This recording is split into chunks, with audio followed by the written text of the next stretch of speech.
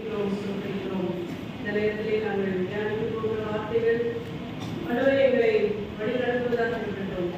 அந்த அமர்ந்த வெளியே சத்தத்தை கேட்கும்படி எங்கள் செவிகளை திறந்தோம். என்னை மறைத்து நீர் வெளிப்படும். இயேசுவின் நாமத்தில் ஜெபிக்கிறோம் எங்கள் நல்ல பிதாவே, ஆமென். உண்மையாக வாழ்வதாகிய இயேசு கிறிஸ்துவின் நாமத்தினாலே அன்பின் வாழ்த்துதல்களை தெரிவிக்கிறோம்.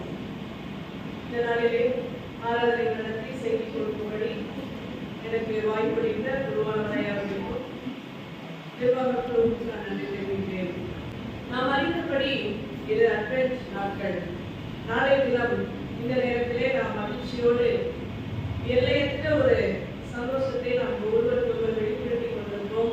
பண்டிகை ஆராதனை கலந்து குடித்து கோயிலில் இருந்து நல்ல உணவு பதார்த்தங்களை சமைத்து பரிமாறி பகிர்ந்து கொண்டு நாம் அன்பிலே கிடைத்துக் கொண்டிருப்போம். இந்த கிறிஸ்துமஸ் பண்டிகைக்கு முன்பாக ஆண்டவருடைய வருகையை, அவர் நமக்காக இந்த பூமிக்கு வந்ததை நினைத்து அவரை துதிக்கும்படி இந்த நாட்களை கிறிஸ்துவை நமக்கு தந்திருக்கிறது. பொதுவாக நவம்பர் கடைசி வாரத்திலிருந்து 5 வாரங்கள் வருகை நாட்கள், வருகை ஞாயிறு என்று சொல்லப்படும் அட்வென்ட் சண்டேஸ். அதில் இந்த வருடம் டிசம்பர் 1 வாரத்திலிருந்து அது துவங்குகிறது. இன்று இந்த 4ஆம் வருகை ஞாயிறு இந்த நாளிலே நாம் சிந்திக்கும்படி அவர்கள் தந்திருக்கிற தலைப்பு களிக்கூறுகள், கர்த்தர் சமீபமாயிருக்கிறார். Rejoice, the Lord is near. ஆமா, பக்கத்துல வந்துட்டார், நாளைக்கு வந்துருவார்ல, பக்கத்துல வந்துட்டார் தானே, Lord is near. பல நேரங்களிலே நம்முடைய எண்ணம் எப்படி இருக்கிறது?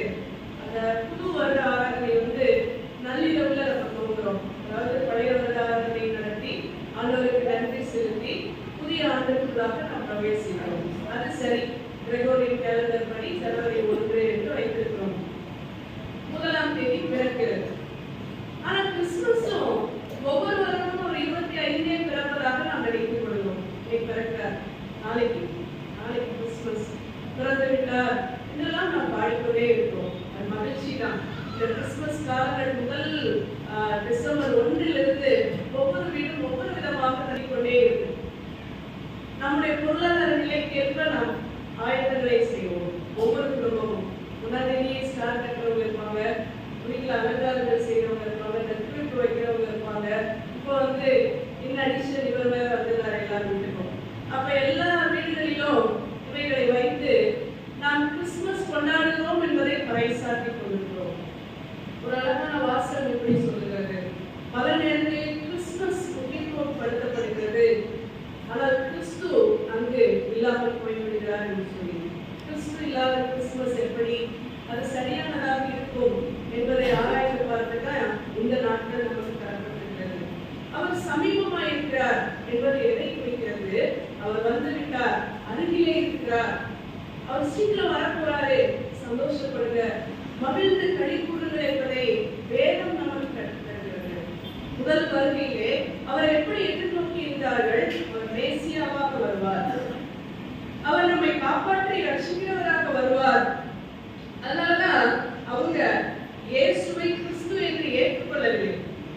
ஏன்? நாசரேத்திலிருந்து ஒரு எளிமையான குடும்பத்தில் பிறந்த இவர் எப்படி ரட்சகராய் இருக்க முடியும் என்கிற எண்ணத்திலே இவரை அவர்கள் ஏற்றுக்கொள்ள மறுத்தனர். ஆனால் அவர் மனித உருவெடுத்தது இப்படிப்பட்ட வழியிலே தான் என்பதை நாம் அறிந்திருக்கிறோம். அவர் வந்த அந்த முதல் வருகை அவர் மேசியாவாக ரட்சகராக வந்தார்.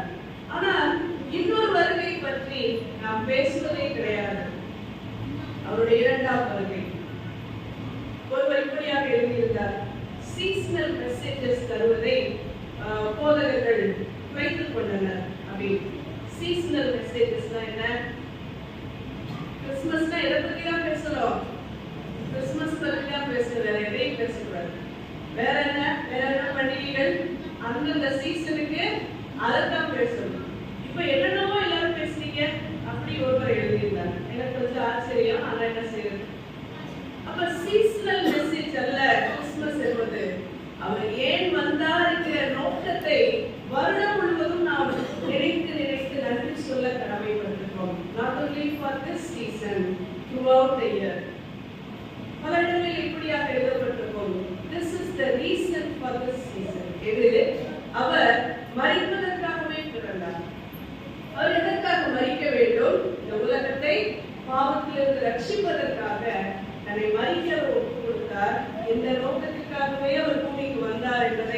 நாம் அறிந்திருக்கிறோம். இது முதலாம் வருகையின் நோக்கம். ஆனால் இந்த இரண்டாம் வருகை அவர் எப்படி வரப்போகிறார்? அவர் ராஜாவாக வரப்போகிறார். ஒரு ராஜா எப்படிப்பட்டவர்? அவருடைய மரியாதைகள் என்னென்ன? அவருக்கு தரப்படுகிற கனம் என்ன? நமக்கு நன்கு தெரியும். இப்போ அந்த மொனார்க் சிஸ்டத்துல நம்ம வெளியில வந்துட்டோம். ஜனநாயக ஆட்சி நடக்குது. ஆனா இந்த ஜனநாயக ஆட்சியிலேயே சிலர் தங்களை முடிசூடா மன்னர்களாக நினைத்துக் கொண்டு அந்த ஒரு நினைப்பிலேயே ஒரு வளம் வருவதை நம்ம பார்த்தோம். அதே ஒரு மரியாதை, அதே கூட்டங்கள், அதே ஆரவாரம், அதே ஒரு செட்டப் அவங்களுக்குள்ளே இருக்கு. ஆனால் இந்த ராஜா எனக்காக வந்த ஆண்டவர் மறுபடியும் ஒரு ராஜாவாக வரப்போகிறார்.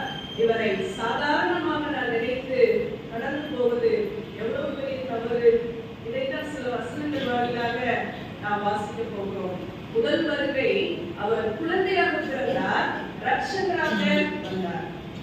இந்த இரண்டாம் வருகை அவர் நியாயம் தீர்க்கும்படி as a judge வரப்போகிறார். அவர் ராஜாவாக வருகிறார். as a king, as a judge, ராஜாவாக நியாயம் தீர்க்கிறவராக வருகிறார். சமீப நாட்களில் சில தீர்ப்புகளை நம்ம பார்க்கிறோம். வரலாறை திருப்பி போட்ட தீர்ப்புகள் அல்லது பயத்தை ஆட்சியாளர்களுக்கு ஏற்படுத்தின தீர்ப்புகளை எல்லாம் பார்க்கிறோம். அப்ப நியாயாதிபதிகள் முக்கியத்துவம் பெறுகிறார்கள், ஜட்ஜஸ். ஆனால் சில இடங்கள்ல புரட்டி நியாயத்தை புரட்டிய தீர்ப்புகளையும் நம்ம பார்த்திருக்கோம். ஆனால் இவர் நீதியின்படி நியாயம் செய்ய வந்த நியாயாதிபதி. நீதியின்படி நாம் வாசித்த இந்த சங்கீதம் 96 எடுத்துக்கொள்வோம். சர்வசனம்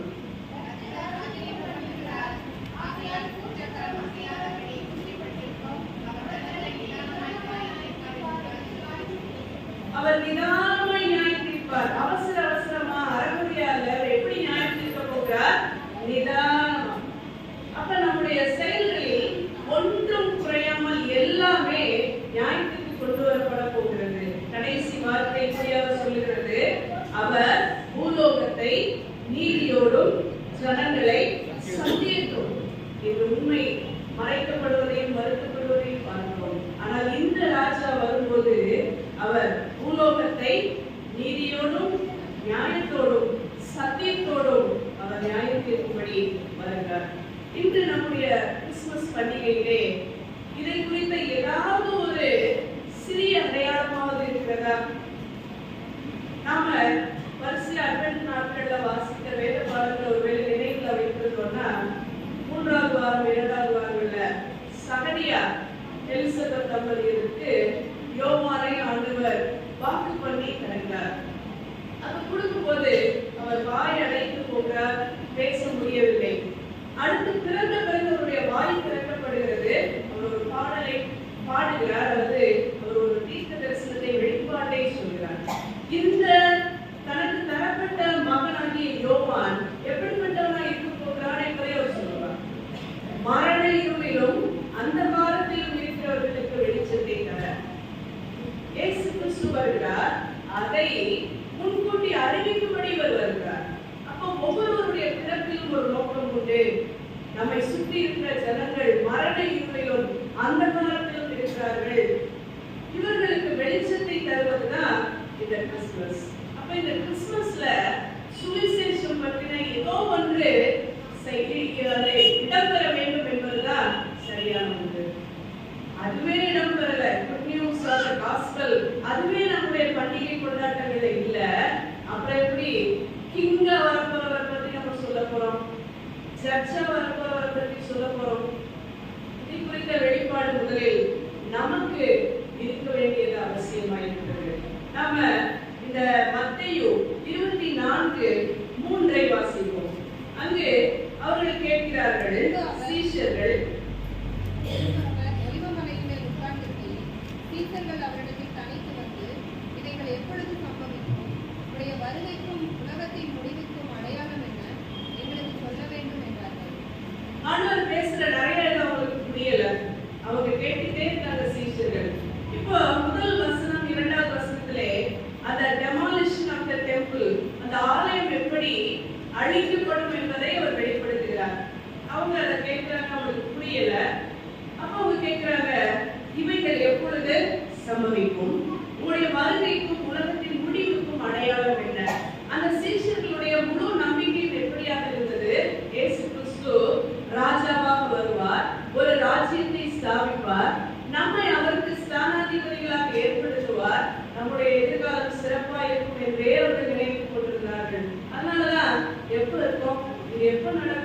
எப்ப வருவீங்க? ஆர்வத்தோடு கேட்கிறார்கள். அவர்கள் இதை நினைக்கவில்லை, இது இரண்டாம் வருகை பற்றியது என்று அவர்களுக்கு தெரியும். உலகம் அதோடு முடிகிறது, இவர் வந்து விடுவார் என்று அவர்கள் நினைத்துக் கொண்டிருக்கிறார்கள். எங்களுக்கு சொல்ல வேண்டும். இப்பதான் ஆண்டவர் சொல்றாரு, அந்த அடையாளங்களை பற்றி எல்லாம் சொல்லிக் கொண்டே வருகிறார். 24 30வது வசனத்தை வாசிப்போம். அப்பொழுது மனுஷகுமாரனுடைய அடையாளம் வானத்தில் காணப்படும். அப்பொழுது மனுஷகுமாரன் வல்லமையோடும் மிகுந்த மகிமையோடும் வானத்தின் மேகங்கள் மேல் வருகிறதை பூமியில் உள்ள சகல கோத்திரத்தாரும் கண்டு புலம்புவார்கள். சகல கோத்திரத்தாரும் கண்டு புலம்பும்படி அவருடைய வருகை இருக்கும். யாராவது வந்தா சந்தோஷம் தானே படணும். ஏன் புலம்புவாங்க? ஏன்? because they were not ready. ஆயத்தமில்லாத அவர்கள் திடீரென்று வந்த நியாயாதிபதியை கண்டு என்ன செய்ய போறாங்களாம்? புலம்புவார்கள். இது நடக்கும். யாருக்கு மட்டும் ஒரு தெளிவாக போட்டிருக்கு? இல்ல, அந்த வார்த்தை பாருங்க, பூமியில் உள்ள சகல கோத்திரத்தாரும். அப்ப இந்த உலகம் முழுவதும் அவருடைய வருகையை பார்க்கும். அவர்கள் புலம்பும்படி இருக்கும். காரணம் என்ன? அவர்கள் ஆயத்தத்தோடு அவர்கள் இல்லை. ஆனா 31 கடைசி வார்த்தையை பாருங்க, வானத்தில் ஒரு முனை முதற்கொண்டு 4 திசைகளில் இருந்தும் கூட்டி சேர்க்கும். அங்க வந்து ஒரு கலெக்ஷன் நடக்குது. எல்லா இடத்துல இருக்கிறவங்களையும் ஆண்டவர் கூட்டி சேர்க்கிறார். அந்த இடத்துல அவர்களை சேர்க்கிறார். எனக்கென்று இருப்பது யார்? என்னுடைய ராஜ்யத்தில் பங்கெடுக்க போவது யார்? என்னுடைய ராஜ்யத்திற்கு பங்காளிகள் யார் என்பதை அவர் சேகரிக்க ஆரம்பிக்கிறார். இதுதான் வருகையின் போது நடக்கும். இந்த ஒரு பயமும் அல்லது இந்த ஒரு செய்தியை குறித்த ஒரு வெளிப்பாடும் அல்லது அதை குறித்த உணர்வும் இன்று கிறிஸ்துமஸ் கொண்டாடி கொண்டிருக்கிற நமக்கு இருக்குமா என்பதைத்தான் இந்த வருகை ஞாயிறு நமக்கு கற்றுத்தருகிறது. அவர் வந்து கூட்டி சேர்க்கும் போது இந்த சபையாகிய மனவாட்டி எந்த பக்கத்தில் இருக்கும்? தெரிந்து கொள்ளப்பட்டவர்களுடைய சைட்லையா அல்லது கைவிடப்பட்டவர்களுடைய சைட்லையா? எங்கே இருக்க போகிறோம்? இந்த கேள்விக்கு நாம தான் பதில் சொல்லணும். இதிலே 36வது வசனத்தை வாசிப்போம். அந்த நாளிகையையும் என் பிதா ஒருவர் தவிர மற்றொருவரும் அறியார், பரலோகத்தில் உள்ள தூதர்களும் அறியார்கள். பிதாவுக்கு மாத்திரமே தெரிந்த அந்த நாள். நம்முடைய எதிர்பார்ப்பு என்ன? அவர் சமீபமாயிருக்கிறார். King is near. பக்கத்துல வந்துட்டாரு. ஆனா இன்னைக்கு நிறைய பேரு தங்களுடைய கற்பனைகளோ அல்லது ஆண்டவர் சொன்னார் என்பதாகவோ பல கால்குலேஷன்ஸ் சொல்லிக்கொண்டே இருக்காங்க. ஆனால் இங்கு சொல்லுகிறார், பிதா ஒருவர் தவிர ஒருவரும் அறியார், அவர் மரண நாளிகையை குறித்து யாருக்கும் தெரியாது. 37வது வசனத்தை வாசிப்போம். நோவாவின் காலத்தில் எப்படி நடந்ததோ அப்படியே மனுஷகுமாரன் வரும் காலத்திலும் நடக்கும். நோவாவின் காலத்துல எப்படி நடந்ததோ அப்ப அங்க என்ன நடந்தது? இதை நாம ஆதியாகமம் 6ல வாசிக்கிறோம். பெண் கொண்டும் பெண் கொடுத்தும் புசித்தும் குடித்தும் எல்லாம். அப்ப இன்னைக்கு நம்முடைய வாழ்க்கையில் இதை தவிர வேற ஏதாவது நடக்குதானா? இல்ல. நம்ம என்ன செய்யறோம்? புசிப்பு குடிப்பு பெண் கொண்டு பெண் கொடுத்து நம்முடைய வாழ்க்கையை வாழ்ந்து கொண்டே இருக்கிறோம். ஒரு வார்த்தை இப்படியாக சொல்லுவார்கள், வெந்ததை தின்போம் வெறுமனை வாழ்ந்தோம் விதி வந்தால் சாவும். இப்படிதான் நம்முடைய வாழ்க்கை போய்கொண்டிருக்கிறதா? எதற்குமே எதை குறித்தும் கவலையற்று அல்லது நோக்கம் இல்லாத கிறிஸ்தவர்களாக வாழ்வோமா என்றால் நம்மையும் பார்த்து நோவா காலத்தில் இருந்ததை போலவே போயிருக்கீங்களே இப்படிதான் ஆண்டவர் சொல்லுவார். அப்ப மாதிரியே இப்படி நடக்குது. அப்ப இருந்த மாதிரியே இப்படி ஜனங்கள் இருக்காங்க. அப்ப ஆண்டவர் என்ன பண்ணாரு? விசனப்பட்டார்னு பார்க்கிறோம். இவர்களை குறித்து அவரு விசனப்பட்டார். இவர்களை ஏன் படைச்சோன்னு வருத்தப்பட்டார். அதே போல ஆண்டவருக்கு ஒரு கவலை வருகிறது நேரத்தில். அப்பயும் இதேதான் நடக்கும். ஜலப்பிரளயம் வரும் மட்டும் 39ல பார்க்க உணராதிருந்தார்கள். இன்று ஆண்டவருடைய வருகை பற்றி கொடுக்கப்படுகிற எச்சரிக்கைகளை நாம் உணர்வதே கிடையாது. ஆனா இன்று நாம் புரிந்து கொள்ள வேண்டும், the Lord is near. Christmas செய்தி என்றால் கொண்டாட்டமோ ஆட்டம் பாட்டமோ அலங்கரிப்புகளும் மாத்திரம் இல்ல, the Lord is near என்கிற எச்சரிப்பும் கிறிஸ்துமஸ் செய்தி தான். மனுஷகுமாரன் வரும் காலத்துல திடீரென்று திகைத்து போய் நிற்கிற நிலை நமக்கு வேண்டாம்.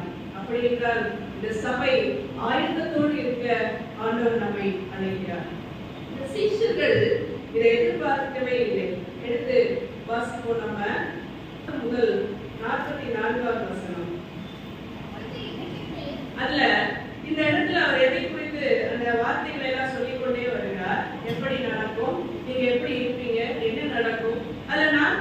4வது வார்த்தையை வாசிக்கலாம். நீங்கள் நினையாத நாளைக்கில்லை மனுஷகுமாரன் வருவார், ஆதலால் நீங்களும் ஆயத்தமாயிருங்கள்.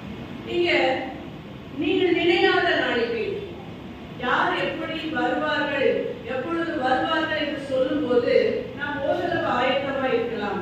ஆனால் நினையாத நாளைக்கு ஒருவர் வரும்போது நம்மால் ஆயத்தத்தோடு இருக்க முடியாது. ஆனா any time be ready for the அந்த ஆண்டவருடைய வருகைக்கு நீங்கள் ஆயத்தமா இருங்கள் என்பதுதான் இங்கு சொல்லப்படுகிறது. அந்த காலகட்டத்திலே சீஷர்கள் அதற்கு தயாராக இல்லை என்பதை ஆண்டவர் அறிந்திருந்தார். அந்த வார்த்தையை பாருங்க, ஆதலால் நீங்களும் ஆயத்தமாக நீங்க கூட ரெடி இல்லை. அப்ப என்னதான் என் கூட இருப்பதனால நீங்கள் தயாரா இருக்கிறீர்கள் என்பது பொருள் அல்ல. நீயும் ஆயத்தப்படணும். இந்த சபைக்கு வழக்கமாய் வருவதனாலே நாம் தயாரா இருக்கிறோம் என்று பொருள் இல்லை. நான் தொடர்ந்து ஜெபிக்கிறேன் என்பதனாலே நான் ஆயத்தமாய் இருக்கிறேன் என்பது பொருள் இல்லை. நான் நிறைய கொடுக்கிறேன் என்பதனாலே நான் ஆயத்தமாய் இருக்கிறேன் என்பது பொருள் இல்லை. ஆண்டவர் சொல்லுகிறார், நீங்களும் ஆயத்தமாகுங்கள். அவர் நினையாத நாளிகையிலே வருவார், நீங்கள் ஆயத்தப்படுங்கள். இந்த ஆண்டவர் அதைத்தான் நமக்கு சொல்லுகிறார், சபையே நீ ஆயத்தப்படு. நீ நினையாத பொழுது அவர் வருவார், நீ ஆயத்தப்படுது, ஆயத்தப்படு.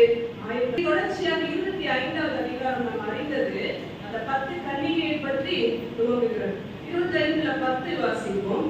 அப்படி அவர்கள் வாங்க போனபோது மணவாளன் வந்துவிட்டார், ஆயத்தமாயிருந்தவர்கள் அவர்களுடன் கூட கல்யாண வீட்டுக்குள் பிரவேசித்தார்கள், கதவும் அடைக்கப்பட்டது. ஆண்டவர் ஒரு ஊமையாக அதை சொல்கிறார். பரலோக ராஜ்யம் தங்கள் தீவட்டிகளை பிடித்துக் கொண்டு மணவாளனுக்கு எதிர்பட்டு போகிற 10 கன்னிகைகளை போவாயிருக்கும். சபை என்கிற மணவாட்டி, எனக்கு தெரியும் மணவாளனாக அவர் வரப்போகிறார் என்பது நம்ம எல்லாருக்கும் தெரியும். நம்ம தீவட்டிகளை பிடித்துக் கொண்டு நடந்து கொண்டே இருக்கிறோம். ஆனா அதுல 5 பேர் புத்தி உள்ளவர்கள், 5 பேர் புத்தியற்றவர்கள். நமக்கு இந்த சம்பவம் நல்லா தெரியும். சின்ன வயசுல இருந்து 10 பேர் 5 பேர் இதெல்லாம் சொல்லிட்டே இருக்கும். இங்க வார்த்தை என்ன சொல்லுது? புத்தி உள்ளவர்கள். ஏன் அந்த பேர் கிடைச்சிச்சு? ஆயத்தமாயிருந்தார்கள். ஆயத்தமாயிருந்த அனைவரும் புத்தி உள்ளவர்கள். இங்க ஆயத்தமாய் இல்லாதவர்கள் புத்தி இல்லாமல் தங்களுடைய ஸ்தானத்தை இழந்து போகிறதை பார்க்கிறோம். இந்த 10வது வசனத்துல பார்க்கிறோம், அந்த வீட்டின் கதவு அடைக்கப்பட்டது. நம்முடைய சமுதாயத்துல பெண் வீடுகளிலே மணமகள் மணமகன் பெரும்பாலும் மணமகளுடைய வீட்டுலதான் பெரிய அந்த பலு இருப்பதை பார்க்கிறோம். நம்மளுடைய சொசைட்டி படி என்னதான் பணம் இவங்களுக்கு செலவு, கஷ்டமும் யாருக்குதான் மணப்பெண் வீடு. திடீரென்று திருமணம் நிறுத்தப்பட்ட அந்த மணமகளுடைய வீட்டின் நிலை என்னவாக இருக்கும்? மணமகன் வசதியில இருந்தேன் அந்த பொண்ணு அப்படின்னு போயிட்டு அது என்ன ஆகும்? இல்ல நீங்க லேட்டு நான் கிளம்புறேன் என்ன ஆகும்? இதெல்லாம் நல்லா யோசிக்க கூட முடியல. அது எவ்வளவு பெரிய வலியையும் வேதனையும் கொண்டு வரும். ஒருவேளை இந்த சபை கடைசி வரை போய் கதவு அடைக்கப்பட்டால் என்ன ஆகும் என்பதை ஆண்டவர் இந்த வார்த்தையிலே சொல்கிறார். நீ ஆயத்தப்படு. மத்தேயு 44 வாசம், நீங்களும் ஆயத்தமாகுங்கள். ஒருவேளை நீங்க ப்ரிப்பேர்டா இல்லைன்னா கதவு அடைச்சிடும் பார்த்துக்கங்க. இதுதான் ஆண்டவர் சொல்றார். 1 தெசலோனிக்கேயர் 4வது அதிகாரம் 16, 17 வசனங்களை வாசிப்போம். 1 தெசலோனிக்கேயர் ஆரவாரத்தோடும் பிரதான தூதருடைய சத்தத்தோடும் தேவ எக்காலத்தோடும் வானத்திலிருந்து இறங்கி வருவார். அப்பொழுது கிறிஸ்துவுக்குள் மரித்தவர்கள் முதலாவது எழுந்திருப்பார்கள். பின்பு உயிரோடு இருக்கும் நாமும் கர்த்தருக்கு எதிர்கொண்டு போக மேய்தல் மேல் அவர்களுடைய கூட ஆகாயத்தில் எடுத்துக் கொள்ளப்பட்டு விதமாய் எப்பொழுதும் கர்த்தரோடு கூட இருப்போம். பொதுவா இந்த வார்த்தைகள் மரண வீடுகள்ல அல்லது கடைசி அடக்க ஆராதனைகள்ல நம்ம வாசிப்போம். இந்த பகுதியை ஆண்டவர் வருவாரு, இறந்தவங்களை எல்லாம் எடுத்துக்கொள்வாருங்க, கவலைப்படாதீங்க அப்படி அவர்களை கேட்குவதை போல இந்த வார்த்தைகள் இருக்கும். இங்க அவர் எப்படி வருவாரா? பிரதான தூதருடைய சத்தத்தோடும் தேவ எக்காலத்தோடும் வானத்திலிருந்து இறங்கி வருவார். அப்பொழுது மரித்தவர்கள் முதலாவது எதிர்ப்பாங்க. அதுக்கு உயிரோடு இருக்கிற நாமும் கர்த்தருக்கு எதிர்கொண்டு போக மேற்கொள் மேல நம்ம போயிட்டே இருக்கோம். எப்ப அவரோட போவோம்? எப்ப நம்மளை கூட்டிக் கொண்டு போவாரு? ஆயத்தமாயிருக்கும் பட்சத்தில். இந்த ஆயத்தத்தோடு இருக்கும் போதுதான் வருகையில நாம் காணப்பட முடியும். நாம 5வது அதிகாரத்தை வாசிச்சோம் வேத பாடமா. 5வது அதிகாரம் 8வது வசனத்தை வாசிப்போம். மகளுக்குரியவர்களாகிய நாமும் தெளிந்தவர்களாக இருந்து விசுவாசம், அன்பு என்னும் மார்க்க வசத்தையும் இரட்சிப்பின் நம்பிக்கை எனும் தலைச்சீராவையும் கருத்து கொண்டிருக்க கடவோம். இந்த யுத்தத்திற்கு என்று ஒரு போர் உடை இருக்கிறது. இந்த வார் போடக்கூடிய பாதுகாப்பு உடை. அதுல நம்ம எபேசியர்ல வாசிச்சிருக்கோம். இங்க என்ன சொல்லப்பட்டிருக்கு? விசுவாசம், அன்பு என்கிற மார்க்கவசம், மார்பிலே குறைக்காமல் இருக்க, அடிபடாமல் இருக்க போட்டுக் கொள்ளுகிற கவசம். அடுத்தது ரட்சிப்பின் நம்பிக்கை என்னும் தலைச்சீரா. அதே இத எபேசியர் 6:15 வாசிக்கிறோம். நமக்கு தெரியும் சமாதானத்தின் சுவிசேஷத்திற்குரிய ஆயத்தம் என்னும் பாதரட்சையை கால்களிலே கொடுத்தவர்களாய். இங்க ரோம போர் செய்வர்களை குறித்து சொல்றாங்க. அங்க அவர்கள் எப்பவும் கால்ல அந்த சாண்டல்ஸ், பாதரட்சைகளை அணிந்தவர்களா இருப்பாங்க. ஏன்னா எந்த நேரத்திலும் யுத்தம் வரலாம், நீங்கள் தயாரா இருக்க வேண்டும் என்பதற்காக. இது ஆயத்தம் என்கிற பாதரட்சை. இந்த வார்த்தையை நம்ம கவனிப்போம். நீங்க என்ன போடணும்னு சொல்லியிருக்காரு? சமாதானத்தின் சுவிசேஷத்துக்குரிய ஆயத்தம். இந்த சுவிசேஷம் நான் சொன்னேன். இந்த சுவிசேஷம் அப்படின்னா குட் நியூஸ், காஸ்பல். இதுதான் கிறிஸ்துமஸினுடைய அடிப்படை. என்ன காஸ்பல்? அது நமக்காக அவர் மனிதனாக பிறந்தார், நம்முடைய பாவங்களுக்காக அவர் ரத்தம் சிந்தினார், அவர் மரித்தார், நாமும் உயிரோடு எழுப்பும்படி அவர் உயிரோடு எழுப்பினார். அவர் உயிரோடு எழுப்பினதுனாலதான் நமக்கு உயிர்த்தெழுதல் தரப்பட்டிருக்கு. அடுத்தவர் வரப்போகிறார். இதுதான் அந்த சுவிசேஷம்.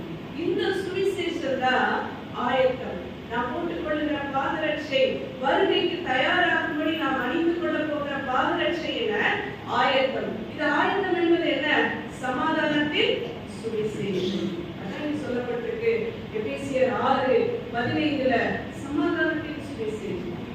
லூக்கா 4 இயேசுவா வந்து சொல்றாரு, நான் எதற்காக இந்த பூமிக்கு வந்தேன் என்று அவர் தன்னை வெளிப்படுத்துகிறார்.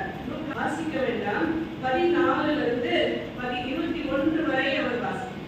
அதுல என்ன சொல்றாரு? தேவாலயத்துக்கு போறாரு, அந்த ஏசாயா சூழ் இருக்கு, எடுத்து வாசிக்கிறார். ஏசாயாவை வரைக்கும் சொல்லப்பட்டத அதே எடுத்து வாசிக்கிறார். அதுதான் நாசரேத் மேனிஃபெஸ்டோ என்று சொல்லுவோம். மேனிஃபெஸ்டோ நீங்க சொல்றோம், எலெக்ஷன் மேனிஃபெஸ்டோ, தேர்தல் அறிக்கை. நாங்க வந்து எல்லாம் செய்வோம் அப்படின்னு நம்ம சொல்றாங்க.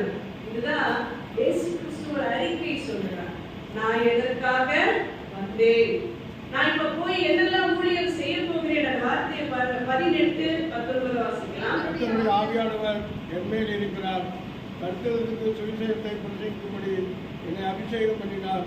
இருதயம் நறுங்குண்டவர்களை குணமாக்கவும், சிறைப்பட்டவர்களுக்கு விடுதலையையும், குருடருக்கு பார்வையையும் பிரசித்தப்படுத்தவும், ஒருங்குண்டவர்களை விடுதலையாக்கவும், கர்த்தருடைய அனுக்கிரக வசத்தை பிரசித்தப்படுத்தவும் என்னை அனுப்பினார் என்று எழுதியிருக்கிற இடத்தை அவர் கண்டு, இதுதான் எதற்காக வந்தேன், நான் என்ன செய்ய போகிறேன் என்பதை அறிவிக்கிறார். இங்க முதலாவது இருக்கிற வார்த்தையில தரித்திரருக்கு சுவிசேஷத்தை, இதுதான் நான் சொன்னேன், சமாதானத்தின் சுவிசேஷம்.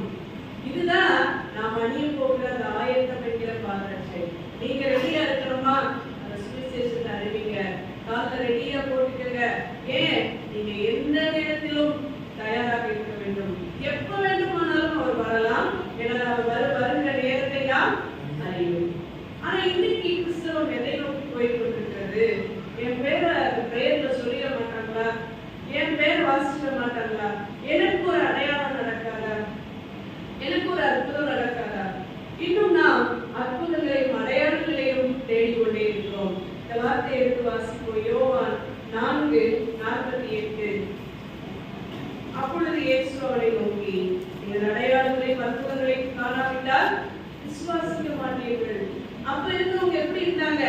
ஏதாவது ஒரு செய்யணும், ஏதாவது அற்புதம் செய்யணும், ஏதாவது செய்யணும். அப்ப நீங்க அடையாளத்தை அற்புதத்தையும் பார்க்காட்டி நம்ப மாட்டீங்க. ஒருவேளை இந்த லெவல் ஆஃப் கிறிஸ்டியானிட்டில தான் இருக்கோமா? இந்த லெவல் ஆஃப் ஸ்பிரிச்சுவல் எக்ஸ்பீரியன்ஸ் நமக்கு இருக்கா? எந்த நிலையிலே நாம் இருக்கிறோம்? நாம் வெளிப்படுத்தல வாசிச்சிருக்கோம்ல, நீ அனலும் இல்லாம குளிரும் இல்லாம இருக்க, உன்னை நான் வாங்கிப்பேன். ஒருவேளை இப்படி ஒரு பொருளற்ற நிலையிலே உணர்வற்ற கிறிஸ்தவர்களாக நாம் இருந்தால் ஆண்டவருடைய வெறுப்பு தான் நம்மேல வரும். ஆனால் உணர்வுள்ளவர்களாக, இந்த வார்த்தையின் மேல் தெளிவுள்ளவர்களாக இருக்க ஆண்டவர் நம்மை அழைக்கிறார். நாம் வாசித்த அந்த 96 ஏற்கனவே பார்த்தோம். சங்கீதம் 96 அவர் என்ன ஒரு ராஜா ராஜரீகம் பண்ணுகிற ராஜா, அவர் ஆட்சி செய்கிறார். இந்த ராஜாவை சாதாரணமா நினைச்சிட்டு சும்மா ஆடி பாடிட்டு கிறிஸ்துமஸ் கடந்து போறது எப்படி? இந்த ராஜா வரப்போறாருன்னு நமக்கு தெரியணும், நாம பிறருக்கும் சொல்லணும். ஏன் இயேசு கிறிஸ்துவுக்கு இந்த அதிகாரம் தரப்பட்டிருக்கு? யோவான் 5:22 பின்பகுதி, நியாய தீர்ப்பு செய்யும் அதிகாரம் முழுவதையும் குமாரனுக்கு ஒப்புக் கொடுக்கிறார். இன்னைக்கு நிறைய நற்செய்தியில பிளவுகள் வருது. இதுதான் முக்கியமானவர், இல்ல ஆவியானவர் தான் முக்கியமானவர் என்று நிறைய டாக்டரின்ஸ், தவறான கொள்கைகள் வர ஆரம்பித்திருக்கு. உபதேசங்கள் நாம் தெளிவுள்ளவர்களா இருக்கணும். 3 பேர் இணைந்து செயல்படுகிறார்கள். அதேதான் இங்க சொல்லப்பட்டது என்ன? நியாய தீர்ப்பு செய்யும் அதிகாரம் யாருக்கு தரப்பட்டிருக்கு? குமாரன். இந்த குமாரன் பிறந்தார், இவர்தான் வரவும் போகிறார். அதான் நம்ம மத்தியில மனுஷகுமாரன் வரும் நாளையாவது நாளைக்கியாவது வரும்.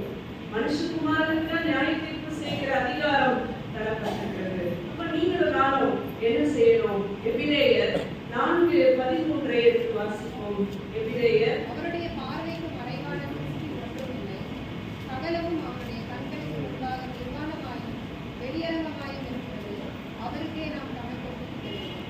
சகலமும் வெளியரங்கமாயிருக்கிறது, எதுவுமே மறைக்க முடியாது. இன்னைக்கு ஆண்டவருடைய கண்களுக்கு மறைவாக நான் மறைத்துக் கொள்கிறேன், அதாவது யாருக்கும் தெரியாது. இப்படி பல துணிகரமான காரியங்களை இன்றும் நாம் செயல்படுத்திக் கொண்டுதான் இருக்கிறோம். ஒருவேளை வெளியே தெரியாம இருக்கலாம், ஆனா இந்த துணிகரமான காரியங்களை ஆண்டவர் பார்க்கிறார். ஏன்னா இது அவருக்கு முன்பாக வெளியரங்கமா இருக்கிறது. அவருடைய மறைவா, அவருக்கு மறைவா எதுவுமே இல்லை. நம்ம செய்ய போறது என்ன? அவருக்கே நாம் கணக்கு ஒப்புவிக்க வேண்டும். We are accountable to him. யாருக்கு? மனுஷகுமாரன் வரப்போகிறார். இந்த செய்தி ஒருவேளை இந்த கிறிஸ்துமஸ் நாட்கள்ல எச்சரிப்பின் செய்தியா நமக்கு சொல்லப்படும். இன்னைக்கு நம்ம என்ன செய்யறோம்? நம்ம வீடுகள்ல நம்மளே அதே பாட்டை பாடிக்கிறோம், அதே மாதிரி சந்தோஷப்படுத்துறோம், அதே மாதிரி கொண்டாடி கொள்வோம். ஒருவேளை ஆண்டவரை அறியாத மரண இருளிலும் அந்த காலத்திலும் இருக்கிறவங்களுக்கு போய் இயேசு பிறந்தார்னு சொல்லலாம், தவறில்லை, அதான் சொல்ல முடியும் அவங்களுக்கு. ஆனா நீங்களும் நான் அதையே சொல்லக்கூடாது. என்ன சொல்லணும்? மனுஷகுமாரன் வருகிறார், நீங்களும் ஆயத்தமாகுங்கள். ஏன்? நாம் கணக்கு ஒப்புவிக்க அழைக்கப்படுகிறோம். அடுத்தது வெளிப்படுத்தல் 20:12 எடுத்து வாசிப்போம். மரித்தோராகிய சிறியோரையும் பெரியோரையும் தேவனுக்கு முன்பாக நிற்க கண்டேன். அப்பொழுது புஸ்தகங்கள் திறக்கப்பட்டன, ஜீவ புஸ்தகம் என்னும் வேறொரு புஸ்தகமும் திறக்கப்பட்டது. அப்பொழுது அந்த புஸ்தகங்களில் எழுதப்பட்டவர்களின்படியே மரித்தோர் தங்கள் தங்கள் கிரியைகளுக்கு தக்கதாக நியாயத்தீர்ப்படைந்தார்கள். இங்க யோவானுக்கு அவர் வெளிப்படுத்துகிறார். என்ன சொல்றார் பாருங்க, எல்லாரும் வராங்க, ஜீவ புஸ்தகம் திறக்கப்படுகிறது, புக் ஆஃப் லைஃப். உயிரோடு இருக்கிறவங்களை நியாயம் தீர்ப்பார் நமக்கு தெரியும். ஆனா இங்க என்ன நடக்குது? எழுதப்பட்டவைகளின்படியே மரித்தோர் தங்கள் தங்கள் கிரியைகளுக்கு தக்கதாக நியாயம் தீர்ப்படைந்தார்கள். ஒருவேளை இந்த பூமியில நீங்களும் நானும் செய்கிற ஒவ்வொரு காரியத்துக்கும் நம்ம வாசிக்கிற எபிரேயர் 4:13 கணக்கு ஒப்புவிக்க வேண்டும். ஏன் கணக்கு ஒப்புவிக்கிறோம்? அவர் நியாயம் தீர்க்கிறார். செத்துட்டா தப்பிச்சிடலாம் நம்ம நினைக்கவே கூடாது.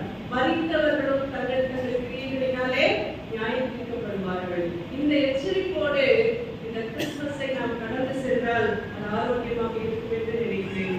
ஓபதியா எழுதின அந்த தீர்க்கதரிசன புத்தகம், அது ஒரே அதிகாரம் தான் இருக்கு. 15வது வசனத்தை வாசிப்போம். ஜாதிகளுக்கு விரோதமான நாடாகிய கர்த்தருடைய நாள் சமீபமாய் வந்திருக்கிறது. நீ செய்தபடியே உனக்கு செய்யப்படும். உன் செய்கையின் பலன் உன் தலையின் மேல். நீ நினைக்கலாம், கிறிஸ்துமஸ்க்கு முதல் நாள் சர்ச்சுக்கு வந்தா இப்படியா பேசுவ? ஒருவேளை நீங்க அப்படி கேட்கலாம். நான் சொல்லல, அவருடைய நாள் சமீபம் என்று சொல்கிறோம். அதுதான் தலைப்பு. இங்கே அதே தான் சொல்ற, அவருடைய நாள் சமீபம். ஆனா நீ செஞ்சதெல்லாம் உனக்கு. அவர் என்ன செய்ய போகிறார்? நீ செய்தபடி உனக்கு.